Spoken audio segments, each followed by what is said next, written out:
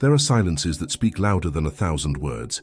Have you ever sensed in someone's gestures, glances, and actions a love so deep it seemed impossible to translate into sentences? There exists a type of silent, dense, almost mysterious love that confuses whoever receives it. It's as if there were an invisible barrier between feeling and expressing, and it isn't always about a lack of affection. In this video, we will dive into the depths of the male psyche to understand why, even when he loves intensely, he remains silent. The absence of words is not the absence of feeling, and the journey we're about to embark on may reveal far more about you than about him. If this topic resonates with your story, comment below. I deserve a love that reveals itself without fear. From the perspective of Carl Jung's analytical psychology, silence in the face of love can have much deeper roots than mere shyness or insecurity. Jung proposed that each individual harbors unconscious forces within that shape their actions, words, and silences. Among these forces, the shadow plays a fundamental role. The shadow represents everything the ego refuses to recognize: repressed traits, painful memories, ancient fears. For many men, expressing love verbally means confronting a part of their shadow, vulnerability, emotional surrender, the risk of rejection. Moreover, Jung emphasized the importance of integrating the inner feminine, the so-called anima, within men. When this integration is insufficient, the individual may become disconnected from the language of affection, making it difficult to express feelings clearly. Loving in silence can then reflect this disconnection from that inner part. He feels it, but he can't find words to convey what is overflowing inside. Another essential aspect is projection. We often project our unconscious expectations onto others. If we expect him to declare his love, perhaps we are transferring our own need for validation, for hearing what we cannot yet affirm for ourselves. Understanding this process is the first step toward individuation, the path of integration and wholeness of the self. This journey isn't just about the other person, but about how we react to someone else's silence. Delving into these concepts helps us realize that unspoken love can be rooted in complex internal processes, and that far more is happening beneath the surface than the conscious eye can see. There is a place within a man where the parts he has never dared to show reside, not even to himself. It is in that dark, forgotten territory of the psyche that the fear of loving openly dwells. The shadow, as Jung defined it, is the accumulation of everything the ego deems unacceptable, shameful, or dangerous. For many men, vulnerability is part of that package. From an early age, society imposes rigid codes of behavior. A man does not cry, does not show weakness, does not surrender. Love, when felt in its purest form, demands precisely the opposite: surrender, exposure, and emotional courage. Therefore, when he loves deeply, the first barrier he encounters is internal. The masculine shadow, nurtured by past experiences, rejections, abandonment, or a lack of healthy emotional role models, raises high walls around the heart. Even if he feels everything intensely, part of him associates saying, "I love you," with a kind of surrender, as if he were handing over his own armor. The war between what he feels and what he has learned to hide is silent, but brutal. Many men, when confronted with genuine feelings, experience an internal collapse. They don't know what to do with it. They weren't trained to love, let alone to declare that love. The shadow sabotages them with inner voices like, "She'll laugh at me, she'll leave me, I'll lose control, I'll become weak." These are archetypal voices echoing from childhood, culture, ancestry. And the stronger the feeling, the greater the unconscious impulse to protect oneself from it. This process is neither rational nor controllable. That's why, when he withdraws, goes silent, or changes the subject when faced with affectionate questions, he is often not lying or manipulating, he is in conflict. A conflict between the desire to surrender and the fear of disappearing in the process. Loving for this man is uncharted territory. He doesn't know how to inhabit that space with words, only with silent gestures, presence, small acts that vainly try to substitute what should be said. The shadow is also responsible for paradoxical reactions. The same man who loves can become curt, indifferent, or distant, not because he loves any less, but because he is being overwhelmed by a part of himself that fears pain, abandonment, or failure. The more intense the feeling, the more dangerous it seems to the unconscious, and that paralyzes him. The presence of love activates old fears of loss and exposure, and silence becomes an emotional armor. To understand this process, one must look beyond the unspoken words. Observe the small gestures, the lingering glances, the care disguised in practical acts. All of this can be the language of the shadow, a way of loving in his own manner, with the emotional resources available at that moment. Understanding this behavior does not mean accepting it forever, but recognizing it as part of a psychic process that needs to be welcomed and, when possible, transformed. Rather than demanding immediate declarations, perhaps the more important question is, what does this silence reveal about him and about me? Because the way we react to another's silence also speaks of our own shadow. His fear of surrender may resonate with our fear of being rejected, abandoned, or made invisible. Thus, the relationship becomes a mirror where two shadows meet and challenge each other.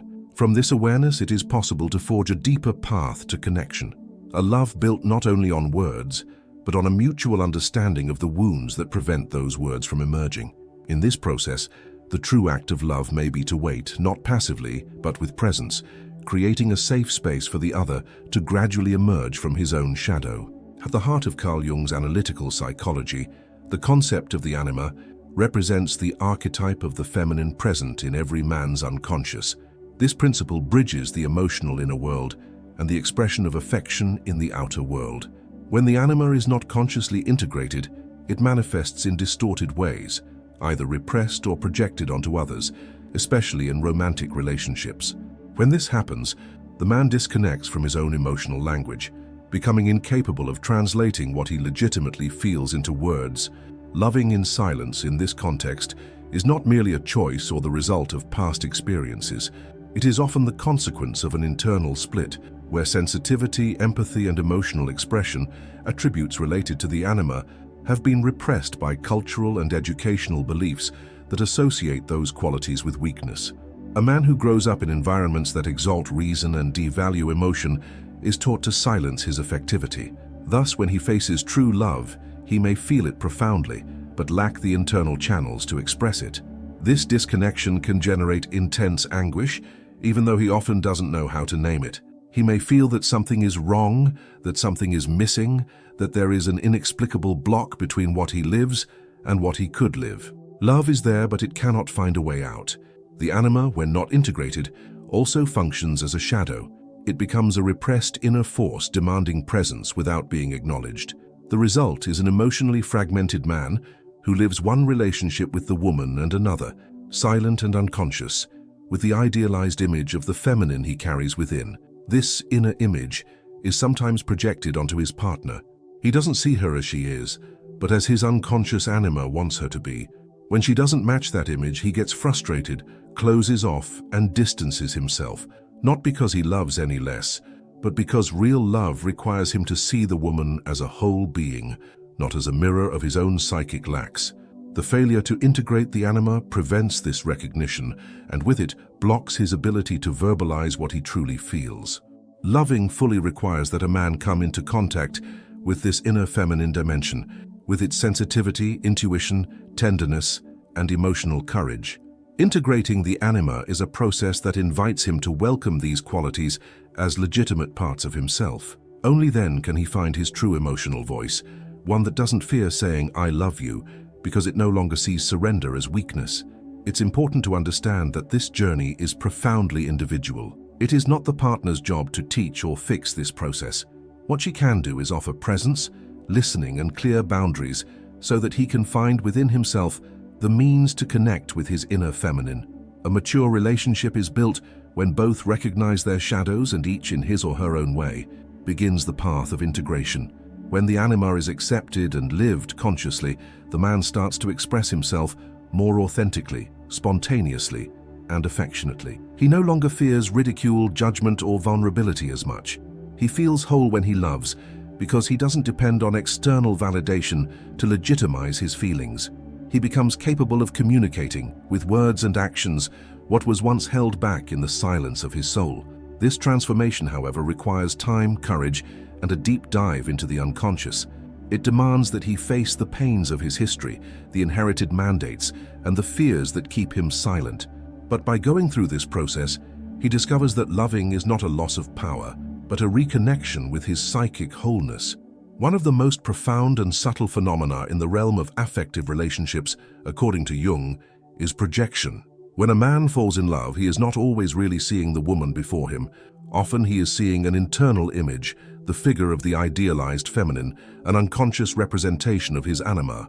This projection can be fascinating at first, creating a sense of enchantment, fulfillment, and completeness. However, over time, it becomes a burden and a prison, and it is often at that point that silence begins to grow. The man who projects the ideal feminine onto his partner builds an unconscious fantasy. She is perfect, understanding, intuitive, nurturing, unconditional. He deposits onto her all the qualities he failed to recognize in himself. The problem is that no real woman can sustain that ideal without becoming frustrated, because it was not built on who she is, but on what he needs to see to feel safe, loved, or inspired.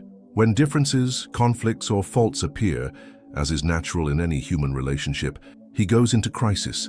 The image shatters, and with it, his capacity for emotional expression. Faced with this unconscious frustration, silence emerges as a defense.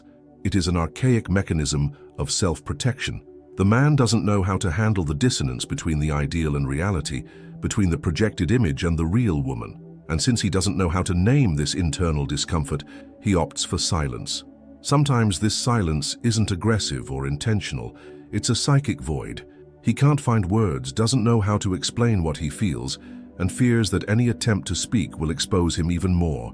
So he withdraws, as if fleeing an unnamed pain. The woman, in turn, may interpret this silence as indifference, coldness, or lack of love. But in reality, he is immersed in a profound conflict, the pain of seeing his fantasy collapse. He still doesn't know how to love a real woman, with both her light and shadow, her virtues and flaws. He loved the image he projected, and now must decide whether he is willing to love the real person. This transition is painful, for it requires him to let go of the projection and look at the other as an autonomous being, separate from his unconscious desires and expectations. The withdrawal of projection is one of the most decisive moments in the individuation process. Jung states that, to love maturely, it is necessary to recover all the unconscious images we have cast onto the other and integrate them into ourselves. Only then can a bond be established in which love does not depend on idealization, but on the acceptance of reality. And this acceptance is only possible when the man takes responsibility for the aspects of his anima he tried to see outside himself. When this doesn't happen, silence can become chronic. He goes quiet because deep down, he doesn't know how to deal with the real feminine. What was once enchantment turns into discomfort. And because he lacks an internal model of mature emotional communication, since that part of his self was projected, he feels lost, displaced, incapable of acting spontaneously. Love remains, but is trapped in an inner layer he still cannot access. The challenge in this case is not just to break the silence, but to mourn the idealization. He needs to relinquish the fantasy in order to truly see the person before him. And this is only possible when he begins to integrate the aspects of his anima, welcoming his own sensitivity, learning to recognize his emotions, and stopping the expectation that his partner will fill gaps that belong to him. This is a profound movement, one that transforms both the relationship and the man himself. The woman who faces this silence must understand that the shattering of projection is painful, but necessary. It's not about trying to recover the enchantment, but about building a more real, more conscious, more human love.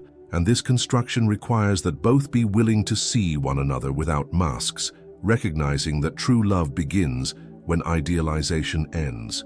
At the center of Jung's psychological journey lies the process of individuation, the path of becoming who one truly is, integrating all parts of the psyche into a more cohesive, conscious self. This process is essential not only for self-knowledge, but also for true love. Saying "I love you" authentically is not an isolated act of courage, but the reflection of a long internal work of reconciliation between what we feel, what we understand, and what we can communicate. It is the result of a soul that has learned to listen to itself without fear and to express itself without masks.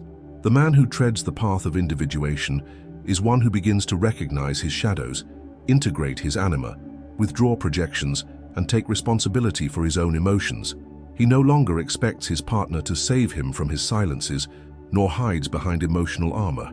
He understands that loving is an act of presence, and that the word love when spoken with awareness, carries the power of an inner truth already embraced.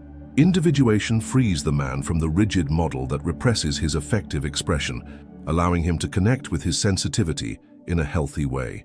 Mature love is born in that territory. It is no longer about impulsive passion or romantic idealizations. It is a love that sees, recognizes, and sustains. The man who arrives at this internal place is able to say, "I love you," because he no longer fears losing himself in that love. He understands that surrender does not weaken him but strengthens him, that loving is not renouncing himself but including the other in his own journey, and that expressing love in words and deeds is a conscious choice that honors his wholeness. This process, however, demands a journey. He must face his traumas, revisit his relational patterns, confront the fear of rejection, and learn to name what he feels. Many men, when they begin this journey, realize they don't exactly know what they feel. They just react to what they experience. Individuation invites them to pause, reflect, and listen to what arises from within. From that internal space, love ceases to be only an intense emotion and also becomes a commitment to emotional truth. When a man is connected with his self, he can perceive the difference between loving someone and depending on that person's presence to validate his existence. He does not need his partner to understand him completely in order to say what he feels. He speaks because he needs to be true to himself, because he recognizes that love is part of his expression in the world. At this point in the journey, "I love you" is no longer a plea for acceptance but an offering of presence. Mature love also knows how to respect the other's time and space. It does not demand immediate reciprocity, nor does it become fragile in the face of silent responses. It recognizes that each person has a different psychic pace and that listening is part of the act of loving. When a man matures emotionally, he realizes that silence, once used as a defense, can now become a conscious pause, a space for listening, a moment of presence. He learns that not every love needs to be shouted, but every love needs at least to be acknowledged honestly. In individuation, a man no longer fears appearing fragile because he has discovered that his strength lies in the integrity with which he lives. He doesn't need rehearsed speeches or theatrical proofs. He is able to look into someone's eyes, touch with gentleness, and say with his whole soul, "I love you." And when he does, those words are not just a declaration. They are evidence that he has found within himself the courage to exist in truth. This kind of love is rare because it demands constant internal work, but it is possible. And when it happens, it transforms not only the relationship, but one's very perception of oneself. Loving then becomes a spiritual path, a mirror of transformation, and a field where the soul finds its purest expression. Loving in silence is more than a choice. It is often the reflection of a soul still seeking the courage to reveal itself fully. Throughout this journey, we have seen how unconscious fear, disconnection from the anima, idealized projections, and the absence of individuation can imprison a man in an internal territory where love exists but finds no words. Yet understanding this process is the first step toward transforming relationships based on assumptions and silence into genuine bonds, where the expression of affection is an act of presence and authenticity. The path of mature love is not paved with ready-made certainties, but with the willingness to see the other as they are, and ourselves with honesty. If you recognized something of your own story in this video, know that transformation begins with the way you look at these silences. Subscribe to the channel to continue this journey of self-discovery and conscious relationships. And don't forget to watch the next video on your screen. It may be the next step your soul needs to take. After all, loving with truth is the greatest act of healing we can offer ourselves and those who walk beside us.